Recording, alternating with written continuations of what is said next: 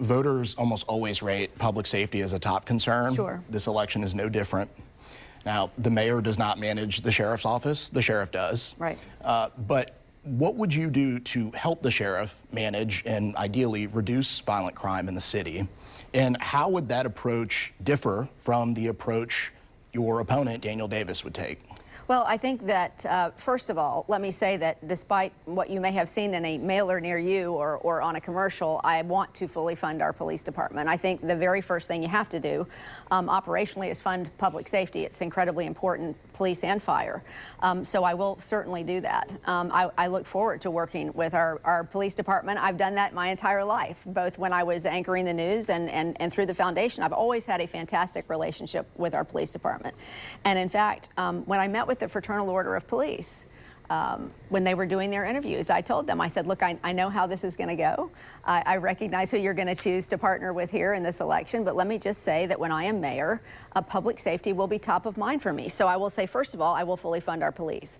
I will also go further, though, and make sure that we are getting underneath the causes of violent crime. I mean, we have a murder rate that is 4 times the murder rate of New York City. So we can't just continue to do the same thing over and over again and expect a different result. So what I would do is I would focus very heavily on things like literacy. 70% of the people in our jails are illiterate. If we can have a better literacy rate, right now it's around 47%, with some schools down around 19%, then we can reduce the number of folks that end up in our jails.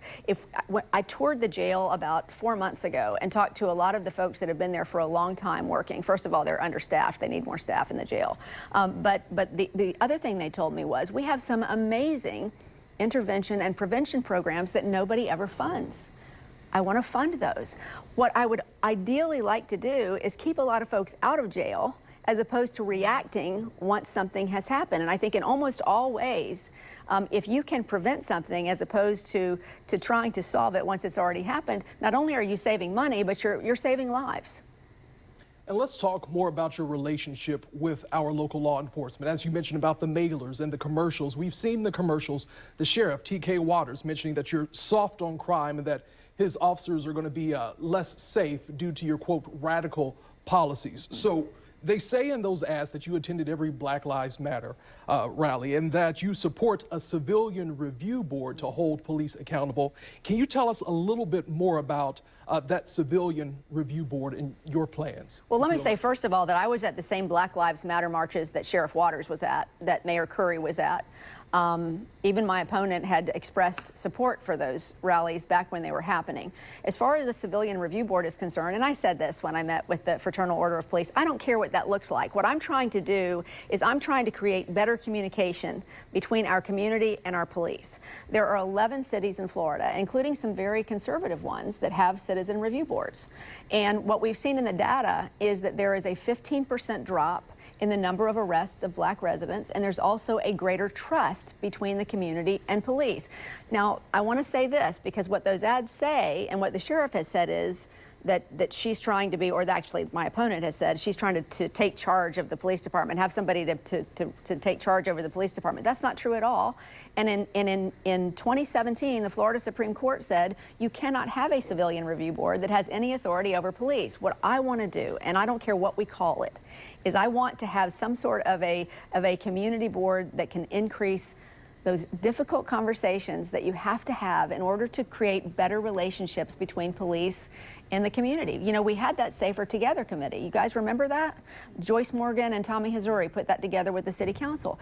The moment that got uncomfortable, the moment it got to where there were really uncomfortable conversations, that was it. Cut it off. You can't get ahead with this if you're not having uncomfortable conversations. And frankly, you know, as much as I support our police, I also think that our community deserves to be safe. I don't think a Black mama should have to worry every time her son walks out the door. And I hear all the time from the Black community, I have to talk to my kids every time they walk outside and say, please make sure you're respectful. Please make sure you don't. And look, That's just not okay. We've got to make those relationships better. So I'm sorry that's been cast the way it has, but I believe public safety is incredibly important, and I think both the community and the police have to play a role in that. I don't think there's anything wrong with accountability. And can I further say that Sheriff Nat Glover, who was in charge of the Jacksonville Journey, or implemented the Jacksonville Journey, which was a crime program that worked very well back when he was sheriff, came out in a television commercial that started today and said that he has seen enough of this divisiveness and lying talk, and that we need to unify and stop lying to get ahead in politics, in other words. And I think I was so grateful for him to do that, because we really have got to get to a point where we stop this political theater to just elect people and try to get along with each other and actually do something that makes us safer.